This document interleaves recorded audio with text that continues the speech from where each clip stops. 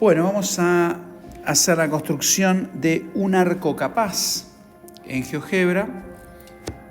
Más que nada para ver cómo cambia el arco capaz en función del ángulo.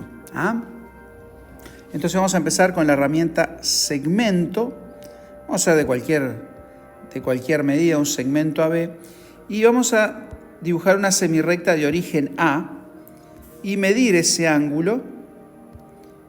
Apretamos en CAB y ahí nos queda el ángulo, ¿no? Ese ángulo es el que vimos que es con el que iniciamos la construcción del arco capaz. A medida que movemos el punto C, se mueve el valor de un ángulo.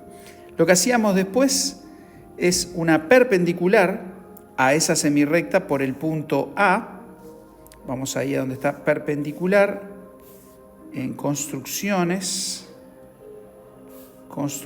acá perpendicular, elegimos la semirrecta del punto A y después la mediatriz del segmento AB.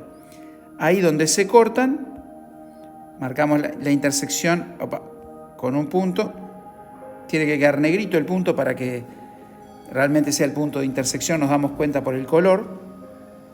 Si mantenemos apretado un poquito, ahí nos queda para cambiarle el nombre. Vamos a ponerle nombre O, que fue el nombre que usamos, nombre O. Y vamos a hacer el arco. Vamos a la herramienta arco de circunferencia y elegimos el centro O y después creo que es el punto B y el punto A. Ahí está. En ese orden. Si lo eligen A y B, le va a quedar el otro arco. El que tiene que quedar es el arco en el semiplano opuesto al que representamos el ángulo. Vamos a elegir el arco y ahí le vamos a cambiar de color, solo para que ustedes vean que se puede hacer eso. Podemos cambiar el grosor del trazo para resaltarlo. Y ahí tenemos entonces nuestro arco capaz. De ángulo según el que pongamos acá, ¿no? Si lo hacemos en 50 va a ser un arco capaz de ángulo 50 y si movemos cambia, ¿no? Si hiciéramos un ángulo inscripto, por ejemplo, para que recordar un poquito qué era el arco capaz, ¿no?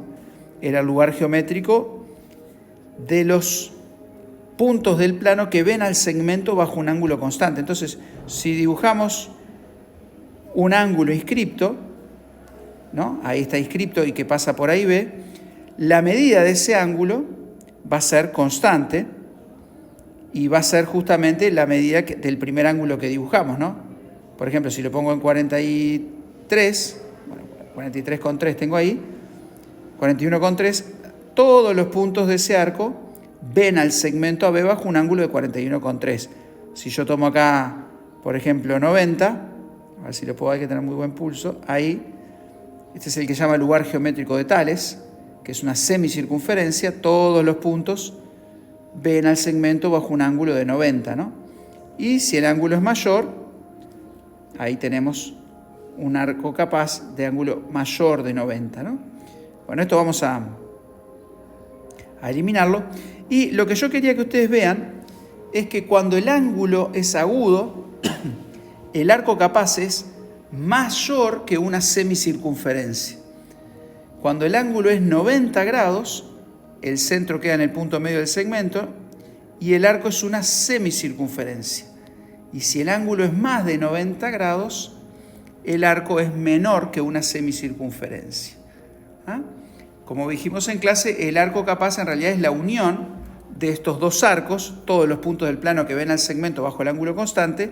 Si yo lo simetrizo, a ver si lo puedo hacer acá, simetría axial, respecto de esta, ahora me deja,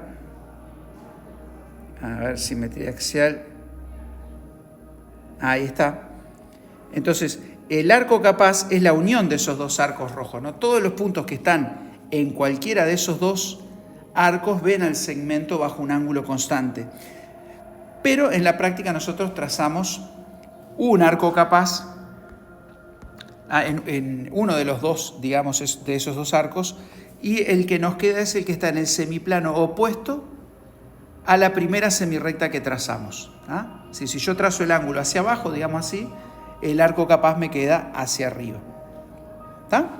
Así que bueno, esto quería que ustedes lo vieran, porque es bueno también, antes de construir un arco, más o menos prever o imaginar cómo va a quedar, ¿no? Y este trazado está bueno practicarlo un poquito.